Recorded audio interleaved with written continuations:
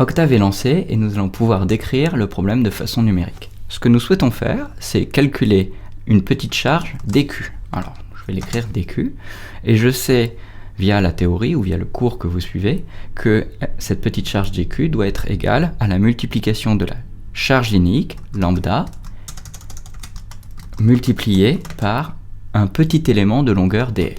Le problème, c'est que lambda tout comme dl ne sont pas encore définis. Je vais donc créer un script qui me permettra d'enregistrer toutes ces informations. Alors, première des choses, c'est de dire le but que je souhaite atteindre. Calculer tout simplement dQ. Il faudra donc à la fin que j'ai lambda qui soit défini et dl qui soit défini.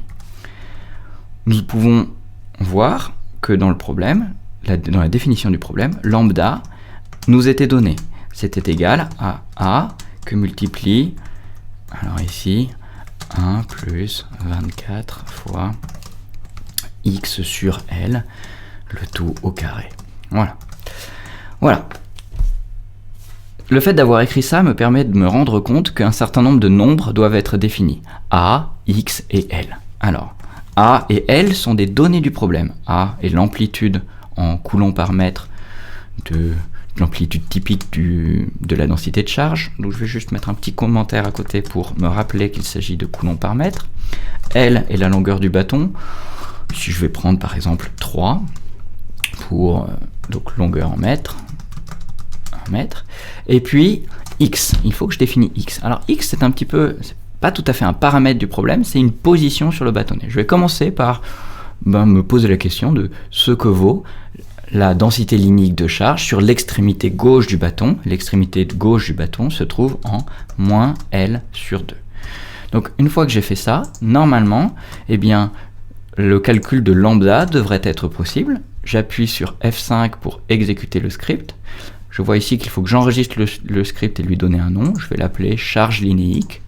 charge-linéique.m, puis je l'exécute, et lorsque je l'exécute, je vois que le script me renvoie une valeur pour lambda, ici 42 coulombs par mètre, c'est la valeur de la densité linéique de charge sur l'extrémité gauche. Une bonne pratique veut de nettoyer l'espace mémoire et de nettoyer la fenêtre de commande au début de chaque script, afin de rendre les choses un peu plus claires. Si je réexécute le script, je vois que cette fois-ci, la seule chose qui apparaît, c'est le calcul de lambda.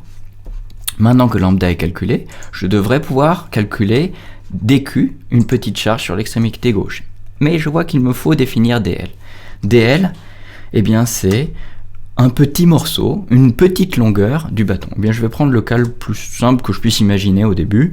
C'est de prendre la longueur totale du bâton divisé par 10.